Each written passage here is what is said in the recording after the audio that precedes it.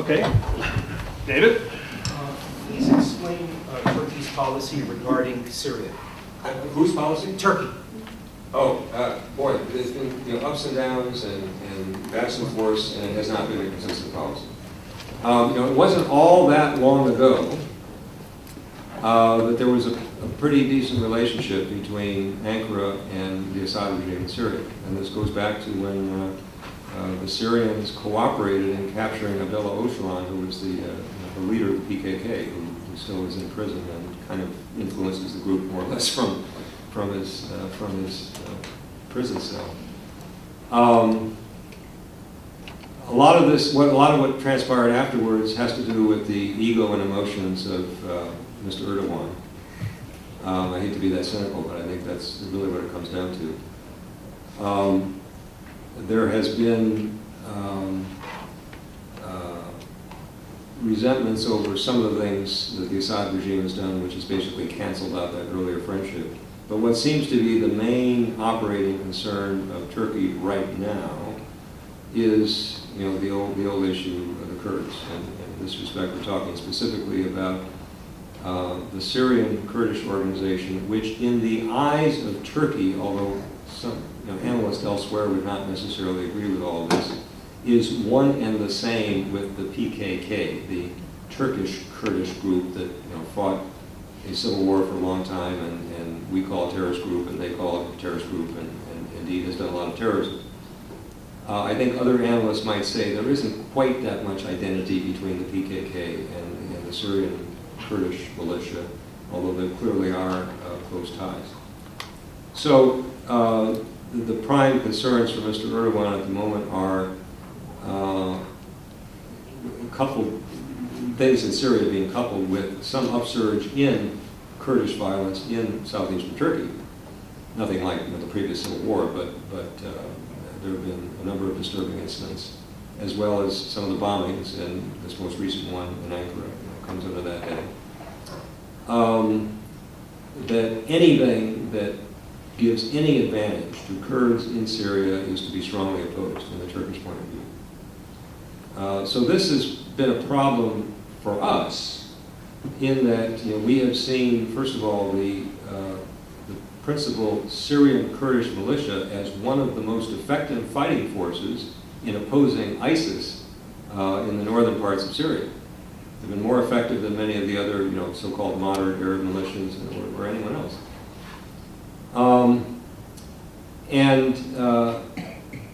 So in Erdogan's view, there's this PKK tie, but also if the Syrian Kurds were to succeed in merging the two areas along the Turkish border that they currently control, there's a spot in the middle, which is basically north of Aleppo, which they don't control.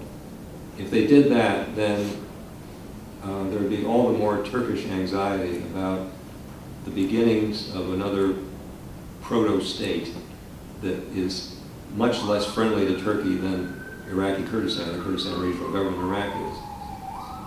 From our point of view, worried about ISIS, we think that sort of completion of a Kurdish corridor would be a good thing, because it would present more of a barrier to individual radicals coming through Turkey surreptitiously to join ISIS. I mean, that's been one of the main challenges. So we are not of one mind, unfortunately, with the Ankara government, and the Ankara government is besides playing out its newfound antagonism with the Assad regime, and we're not friendly with the Assad regime either. It's even more so the concern about Kurdish gains in Syria. Don? So I have two questions related to that.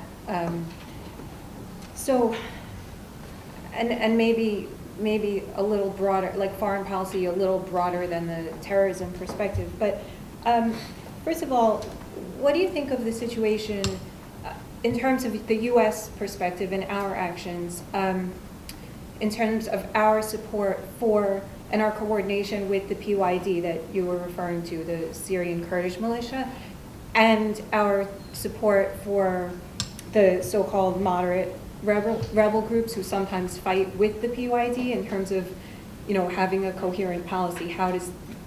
Do you think that that's okay? Is that working? And also, how do you view our alliance with Turkey going forward in light of their recent actions vis-a-vis the Kurds in their southeast and crackdown on the free press? You've laid out, your question lays out very well some of the policies and dilemmas that our government's wrestling with, and the Europeans too, although I might add, we might have some division with the Europeans because they're working their own deal with regard to the refugee situation. And we aren't as immediately concerned about that in terms of how it affects our interests. I don't think the Obama administration has struck any dominant peremptory theme on this one way or the other. They've been wrestling with the inherent contradictions. I mean, they don't want our relationship with Ankara to go in the tank.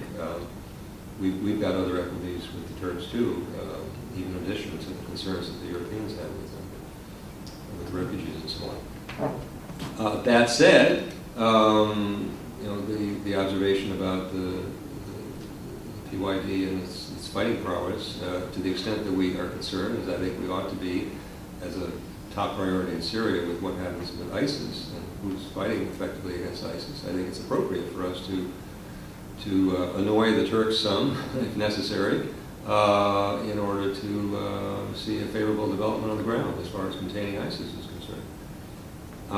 And now you added the internal human rights situation. I think that appropriately weighs somewhat on the ledger in the direction that we shouldn't be disturbed about annoying the Turks, given that that's something that is all the more reason why we shouldn't be bending over backwards to cater to them on an issue where we already have our interests going in the other direction anyway. So we're in for more rough times in terms of Turkish-U.S. relations. There's no question about it. But we can't just say, oh, they're our ally, and so we have to bow to their wishes. We've got other important interests considered. Yeah. But once you pass that, see that microphone? Yeah. Yeah. Use that. Yeah, speaking, just to take you on more rough time, as you know, oil price have dropped substantially since the last year, and it's possible it's going to be for a while. Now, a lot of these regimes are very heavily dependent on oil as their only export earnings, and to fund a certain way of life and export sometimes radical ideas and certain view of Islam which are not universal. If you were to put your crystal ball and look at what the long-term potential impact of this major drop in price of oil could you expand on that? Well, first of all, I don't have a crystal ball with regard to the price of oil itself. If I did, I'd be rich. Assuming it's there. I would be buying the appropriate futures. Assuming it's and there. make a bundle. The first set of issues comes to mind is what I was saying about Saudi Arabia a few minutes ago. Given a huge role that petroleum plays there, and the kingdom is already feeling financial crunch. Drawdown of reserves. The prospects are that basically the policy of buying the satisfaction, or at least the indifference of the population through this oil-funded welfare state is going to be getting more and more difficult to uphold. And so I think that just accentuates, and I'm glad you raised it, because it is such an important consideration in Saudi Arabia, it accentuates those other bases for possible worry of things with regard to the succession issue and so on, getting out of control. So that is, I think, with the Gulf Arabs, but Saudi Arabia in particular, that's where the overwhelming role of oil comes in. The lessening of oil prices, this plunge over the last 9 months or so, I mean, certainly having effects elsewhere as well. In Iraq, it has not helped things at all. Iraqi Kurdistan, most of the economic-related news coming out of Iraqi Kurdistan has been not good over the last several months. and things related to oil prices have a lot to do with that. Here we've been sort of thinking of the Kurdish regional government in that part of northern Iraq as an oasis of relative stability and reliability, and to a large extent it has been with the regional government under Barzani. But it's what had been a booming situation now, I haven't been there personally, but reports of people who go to Sulaymaniyah and Erbil and say you got a bunch of construction projects that stopped, and it's not looking good economically, and that is not good for a number of reasons with regard to the Iraqi future and with regard to positive contributions that the Kurds can make to ISIS-related problems. So I have a question. It seems to me it's troubling, your conclusion about the Arab Spring, which is sort of support the dictators, and that may be the most cogent answer, but it is worrisome that sort of seems to be the best American response. But the more general point is there's a certain way in which you characterize U.S. foreign policy in a passive way. Sort of we react, this happens in Iraq, this happens in Syria, then how does it translate into a foreign policy issue for the United States, and how do we deal with whatever terrorism consequences there might be?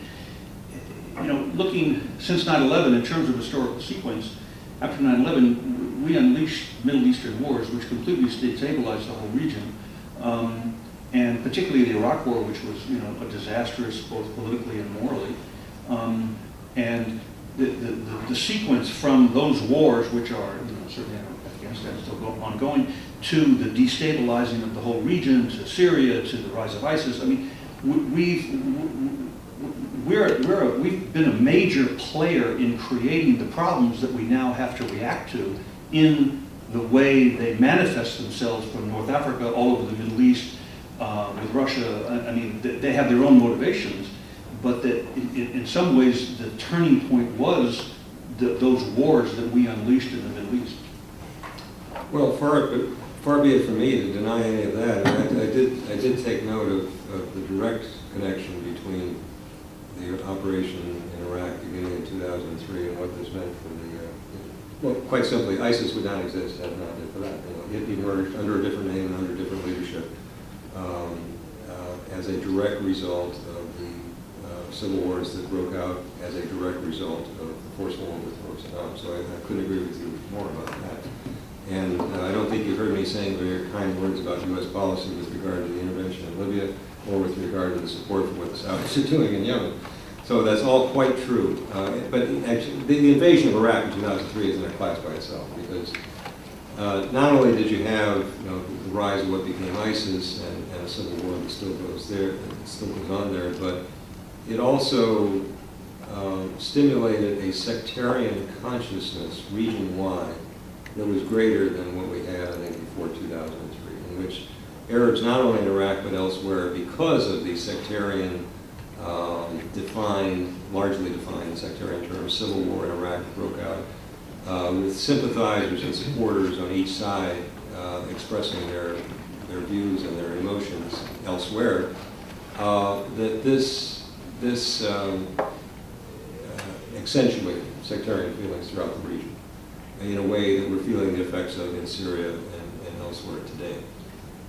So all of that's totally true. I would just caution that there is nonetheless, if you ask the questioner why these messes and how much is due to forces and elements inside the region and how much is due to outsiders like us and what we've done. Well, accepting all that you just said and that I just reviewed, I think there's plenty of basis inside the region in looking at the downs as well as the ups of the Arab Spring and Arab Winter, if that's what it's become, in terms of social and economic patterns inside the region itself. I think the Arab Spring in general was an uprising waiting to happen in the sense of the Middle East being a region that was beset with underperforming state-centric economies, heavily dependent on petroleum, which goes back to an earlier question, with all of the effects that has. There are the blessings, of course, of oil wealth, but there are some of the curses that come with it as well. Some strictly economic ones that go usually under the heading of the Dutch disease, which is to say it's a reliance on rents of something like petroleum makes it harder to develop a diversified economy with your own industries and so on. And also because it feeds unhealthy political tendencies to just buy off would-be opposition rather than developing something that could be a civil society that would be the basis for a more stable, long-lasting political system. So all of that was there. Also there was a political culture that was with actual political systems that were undemocratic and authoritarian. You look at the scorecards of something like Freedom House through the years, and consistently the Middle East would be the bottom region with regard to political and civil liberties. So there was plenty there in the region to account for a lot of the mess that we see today.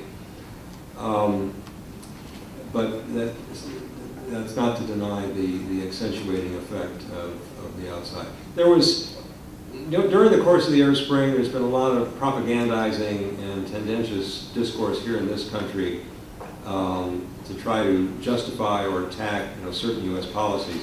Some of the proponents of the Iraq War, once Tahrir Square got rolling, were saying, "See, aha, Bush was right. The effect was a little bit delayed, but the attack in Iraq, did help stimulate democracy." And then we don't hear so much about that, when Arab Spring turned to Arab Winter. I think that arguments like that both overstate both the positive and the negative in terms of things that can be directly attributed to a U.S. policy decision. But in general, of course, I agree with you, Charles, that especially with regard to what happened in 2003. Yeah. Two questions. One is vis-a-vis Libya. The analysis is that, in contradistinction to what Chuck said, the United States did everything right. That we were on the right side in Libya. We knew that we had moderates. We engaged the Allies. The Allies promised to come in and take a part of the lift, and everything went wrong. How do we decide when to engage and when not to engage? And secondly, with your the Arab Spring question, when you're talking, the Gordon Woods the scholar of the American Revolution, has a concept that democracy is never going to work without democratic institutions pre-existing the democracy. So how do we engage and develop democratic institutions in these societies that really have no history of it? Very good question. I think I made it clear before, in my judgment, the forceful intervention in Libya in 2011 by the West was a mistake. So this gives rise to the first part of your question, right? How do you distinguish mistakes from where it's a good thing? All right, I would say two things. One, the upfront reason, not just a propagandistic rationale, but the true reason has to be a valid one. Don't look at him. Oh, okay, sorry. They don't hear you. And in just as in Iraq in 2003, it was not at all valid. We had to be quite blunt, a manufactured rationale, especially with regard to the terror supposed alliance between Al-Qaeda and the Iraqi regime, which was directly contrary to what our own bureaucracy was saying.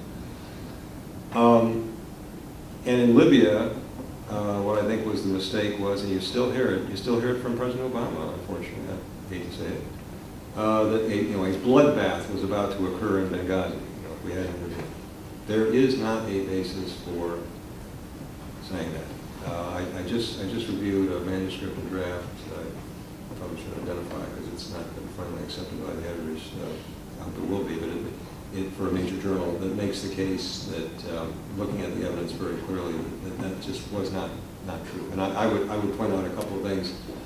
Gaddafi, he had been in power for over 40 years. If he wanted to be a Stalin and conduct genocides among his own population, he had plenty of chance to do it. And even more to the point, after the armed rebellion broke out, and before the Western intervention, Iraqi government forces had recaptured some cities, at least a couple of major cities that had been earlier captured by the rebels, and there wasn't any bloodbath. The behavior just didn't match the accusation. I think the liberal interventionist juices, the people who were, are still have regrets about not doing war in Rwanda in 1994, who thought they could atone for that sin in Libya in 2011, I think just made a basic mistake. So that's one thing. Get your reason valid and right up front. The other thing, and this segues somewhat into your second question, is what comes after you overthrow the dictator. And of course, the huge, overwhelming mistake in Iraq in 2003 was that issue just was not considered by the decision makers in any kind of halfway thorough way. And they had plenty of help, both inside and outside government, to think about it, but they didn't think about it. And that's how we got the mess. In Libya, although I don't want to do too much equating of these two things, because Iraq 2003 was totally a project of people inside the U.S. administration, whereas Libya in 2011, of course, was at least as much a matter of British and French agitation to do something. And the United States then followed and led from behind. But as far as what comes after the dictator, if anything, things were even worse in Libya, in that during Gaddafi's more than 4 decades in power, he had a highly personalized rule. Did not build institutions. If anything, he had destroyed or allowed to atrophy what institutions you had. You had nothing approaching what we would call a civil society, strong enough and healthy enough to be the basis for democracy. I mean, it was personal rule and not much other than that. So I think one could have predicted with even greater certainty, even more so than in Iraq, that this would be a mess like this, because there was nothing much to build on. But to complete the answer to your second question, right, then how do you get around the catch-22 of building democracy when you don't first have democracy? I think it's a matter of gradation and time and gradualness and underpinnings of civil society before you go right to full elections and that sort of thing. President George W. Bush, in part of his justification after the fact in Iraq, said, well, I can't remember his exact words, but it was basically, it's ethnocentric prejudice to say that Iraqis can't enjoy freedom and democracy just as much as we can. Well, he's right, but it's stated that way. But it's a matter of time and how long it takes to develop the habits in the political culture.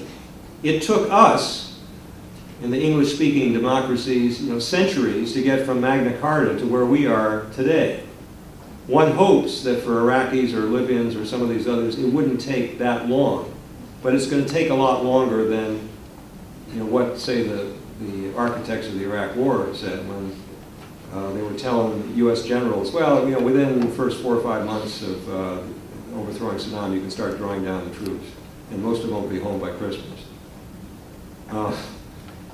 It takes a lot longer than that. So I think, and Charles, you said, I didn't say this about sticking with the dictators. Well, I don't think that the only options here are the two extremes of, number one, sticking with the dictators, or number two, throwing everything open to popular elections and see where they go. I think we're talking about a longer process in which there is gradual transfer of powers as civil society and the accompanying political culture and habits get gradually built up. I think that is possible, but it's going to take a long time and probably too long to be effective planning in our political process, given our basically 4-year way of thinking things when it comes to U.S. policy. Will Trump support the Magna Carta? Thank you very much for your remarks. You lay out a series of really vexatious situations that we can't respond to by ourselves. So I wanted to ask about your assessment of our counterterrorism and foreign policy in the sort of context of counterterrorism partnerships, bilaterally and multilaterally? Well, the most effective partnerships are bilateral.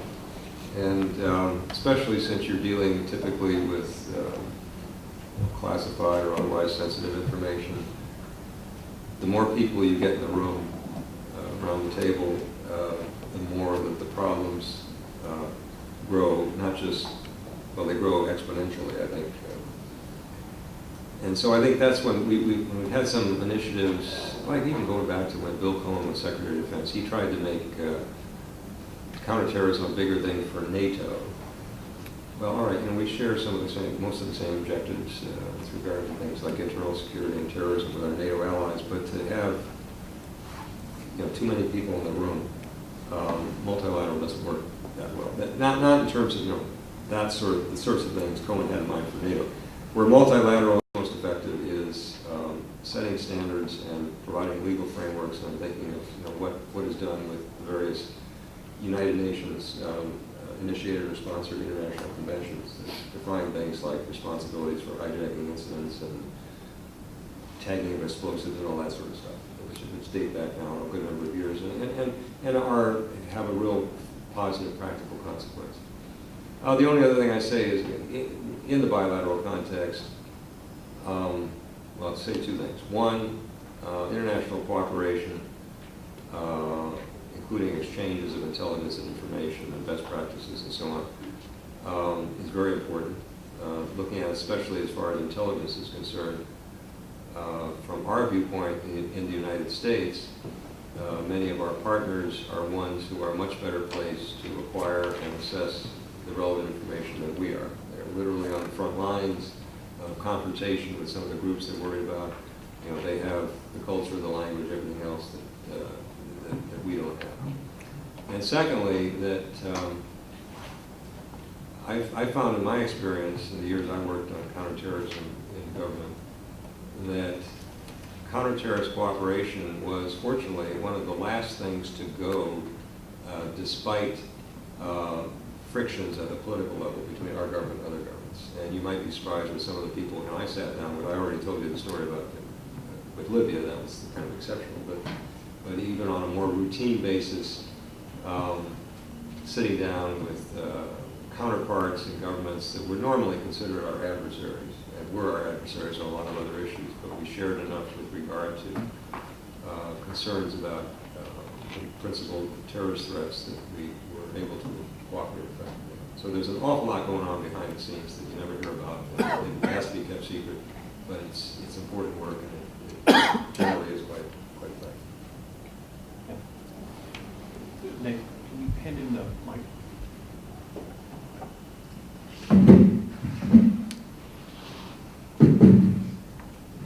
I wanted to ask you, do you support strictly a Sunni coalition against ISIS in order to defeat them? Even if the Shia forces might be effective, do you think that might be a problem, considering the fact that ISIS was like, oh look, the Americans are allying themselves with the Shias, what's your response to that? Well, I make two general responses. One, we're better off to the extent that we can get involved. We're better off to the extent we can avoid sectarian identifications in the Middle East or any other region.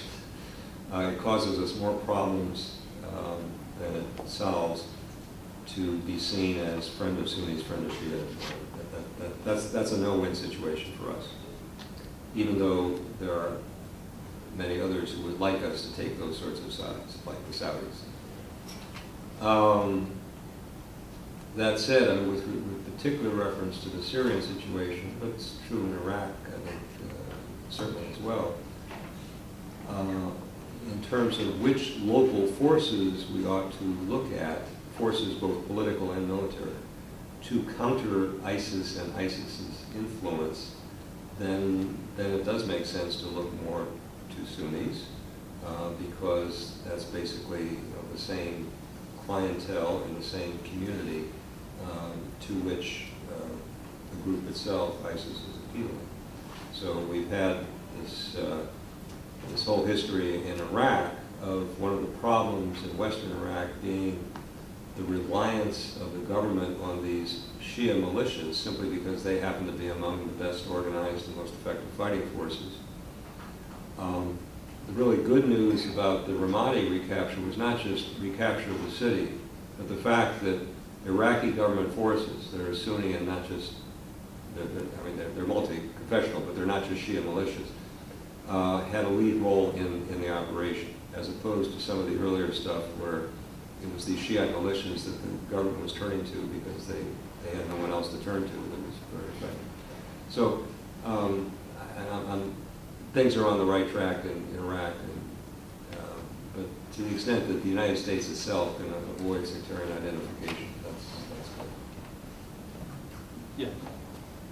Some people have called Saudi Arabia the good Taliban, and given the fact that I don't think we need their oil that much anymore, and they've been called the #1 funder of terrorism, do you think the United States should be more critical of that country and cut off some of our military funding, which lately has caused what I think the UN called war crimes in Yemen? Well, what matters is not so much the criticism, but actual policies on the ground. And Saudi Arabia is not funding, it's arms sales.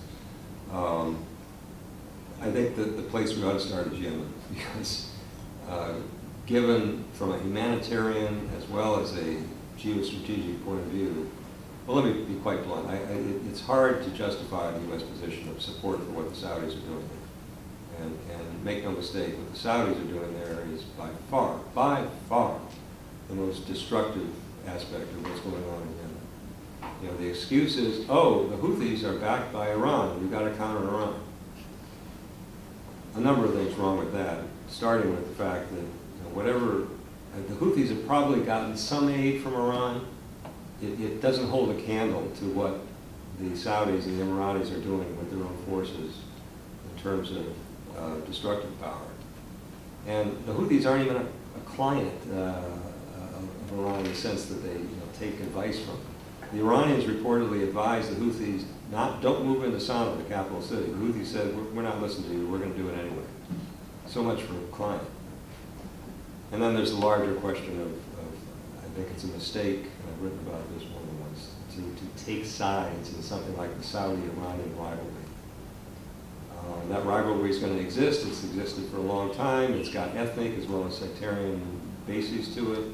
The United States does not have a reason to take sides in that. So I think I agree with the general premise of your question that a little more distance is appropriate, especially if we get into the issue of shared values and so on. We're talking about a regime that has one of the most medieval, undemocratic political systems in the world, not to mention all the social issues of women still can't drive and that sort of thing. Highly contrary to our values, to say the least. Yet we in this country, and it applies not just to the Saudis but others, who are traditionally thought of as our, quote, allies, unquote, there's an awful lot of inertia that works its way into political debates in Washington saying, we got to support our allies, as if that sort of speaks for itself without asking the sorts of questions that you quite appropriately ask and then deciding policy on that basis. Mike, a follow-up to that particular question. So do you think that the Obama administration made, in the Yemen case, made a cost-benefit analysis of not covertly in any way, but openly siding with the Saudis in that situation, thought that they didn't put enough stock in the downsides of, quote, aligning themselves in that particular conflict with the Saudis, especially if they probably did it to get Saudi support on some of their own policies regarding what's going on in Syria, for example. Do you think that that was a failure of our own foreign policy establishment within the administration in dealing with what the long-term repercussions were with that type of support? Well, I've said I think it's a mistake. I'm not going to go farther than that and try to issue value judgments about how well that administration performed. I would emphasize how much this has to do with the kind of compensatory politics game that every administration feels necessary to play in Washington. It does have a lot to do with the Iranian nuclear agreement. And then this administration, and I think I am a strong supporter of the agreement. I salute the administration for all of the effort it put into it. To me, it was almost a no-brainer that it's better than the alternative, which was no agreement, under which the Iranians would be free to spin as many centrifuges and enrich as much uranium as they want. But there was, as you know, extremely strong opposition to it, political opposition. And so this administration felt it necessary to have these compensatory moves, which particularly involve Saudi Arabia and particularly involve Israel. And in the case of Saudi Arabia, I think we're seeing some of the effects of it, haven't seen the effects of it in Yemen. In the case of Israel, I think we're going to see it once a new memorandum of understanding on the military aid agreement is reached, and we're going to see that amount go up. So I am not one to judge either this administration or other administrations about the wisdom of playing that game. I'm a political scientist. I tend to see it as, unfortunately, a necessary game to play.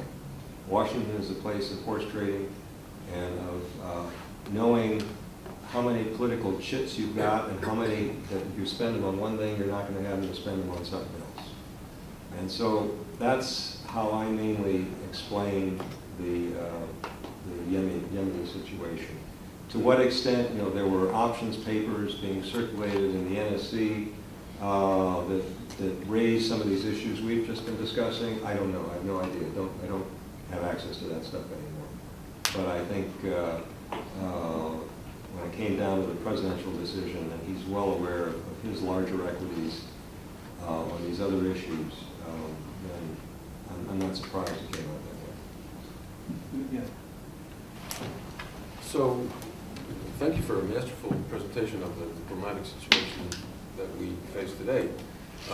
I was thinking back historically a little bit, and this is just very quickly will lead to my question. There's been a clash of confrontation historically between nation states and insurgent groups. There were anarchists, there were communists, there were mujahideen, and now there's the Islamists of the current wave. So what I'm wondering about is there a way for states to understand that part of these movements are cries for resolution of incredible problems that have been neglected and have driven people to extremes, including violence and terror? Whether it's within the capacity of your own experience to imagine a situation where in order to avoid getting into warfare, which is really what, of course, we're in, whether it isn't possible to try and understand what, in fact, is behind the violence itself, rather than assuming that these are just barbarians who need to be crushed. And just to add one thing to that, to me, historically, the interesting thing about ISIS is it's the first group that I know of in the last 100 years that's actually not only tried to imitate a state, but it's actually called itself a state. So that's the question. Well, I take the core of your question we need to emphasize that perhaps the government's concern need to realize and act on the fact that, as you put it, these are not just bad guys who have violence in their heart, but have taken a violent path because of situations that exist in the country. Yeah. No, I couldn't agree more. And I think one of the mistakes in which we've, in the way the sort of common public discussion of terrorism in this country has made is to view it more as, well, terrorism, that's a bunch of bad guys who have violence in their hearts. And what we need to do is either kill them if we can't change their minds, and then at least change the minds of the people they're trying to recruit. And we talked about this over lunch a little bit. It gets into these various techniques of what comes under the heading of countering violent extremism. But I would support the premise of your question that we and the governments concerned have to deal at least as much with the actual policies, the actual situations on the ground that are the bases for resentment and that are exploitable by groups like ISIS. Now that raises a further question, which it sounded like you were starting to get into. Well, why doesn't a smart government realize that and do something about that? And I think each situation is different, but I think partly it's a matter of perception, sometimes correct, that if they make the sorts of reform moves that would be smart ones from the standpoint of what you and I might consider smart looking at the situation, then interest would, economic and political interest in the status quo would be affected in a negative way. Privileges would be lost. I mean, take the Saudi example, for example. Wouldn't it be good to move that kingdom a little bit closer to something where you have participatory politics? And not, this isn't a Norwegian type democracy you're asking to institute next year, but something more than these most tentative little, appointed consultative councils and so on. Well, yeah, you could do that, but then you're immediately getting people in the royal family worried about, well, what happens to their position, and not just politically, but economically. And does that mean the more we move in that direction, some of these councils are going to start asking about the, the rake off of the oil income that goes to the royal family and it never gets publicized? What does that do to my personal financial position? I think those are the sorts of questions that would come up in a regime like that. There's also, I alluded in the Egyptian example to just a faith in force, basically. And there, as I said, there is something to go on historically, where I think General El-Sisi and his aides are saying, hey, we got rid of those other groups in the 90s. We were all bashing heads. Let's bash more heads. I think they're wrong, but there's a basis. There's a basis for saying that. And then I think still other situations it may be a sense of riding a tiger, that they could nod their head in agreement with what you said. But they said, well, how do we get from here to there? And if we start loosening things up and start getting people interested in things like participatory democracy, whoa, that's going to get out of control real fast. And we're going to have revolutionary change. And they got some basis for saying that.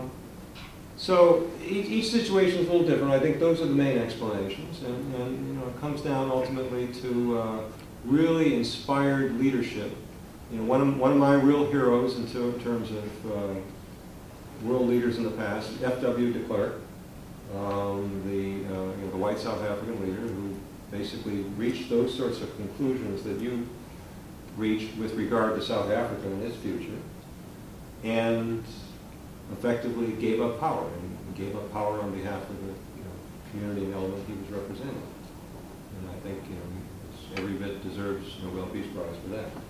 But you don't have very many people like that. If I could just quickly follow up, would it be useful to, I was thinking also of NGOs, the way that, let's say, or individuals like Bill Richardson, or that basketball player who you all know. Oh, Dennis Rodman? I don't know. He had a special thing going with the North Koreans, but I don't know if it worked elsewhere. So we want to stop because Paul has to leave at 5, and then we're going to have time to sell books and move to a more informal moment, a conversation when you can talk to him while he's selling books that you buy. And you, Peter, you wanted to make a quick announcement. Yes. So the perfect way to follow up on our excellent seminar and conversation here is to come on Wednesday at 2 p.m. to the Moot Courtroom, which is on the 6th floor of the new building. Dr. Sarah Sewell, who is Undersecretary for Civilian Security, Democracy and Human Rights at the U.S. State Department, will be speaking at 2 p.m. on Wednesday in the Moot Courtroom on the topic of a new way to counter violent extremism, which came up today. So 2 p.m. Wednesday, free and open to the public, a great way to follow up. We will send around, we will send around a message for those of you that are on the centre's email list, but hope to see you on Tuesday. So thank you, Paul. Masterful and very educational.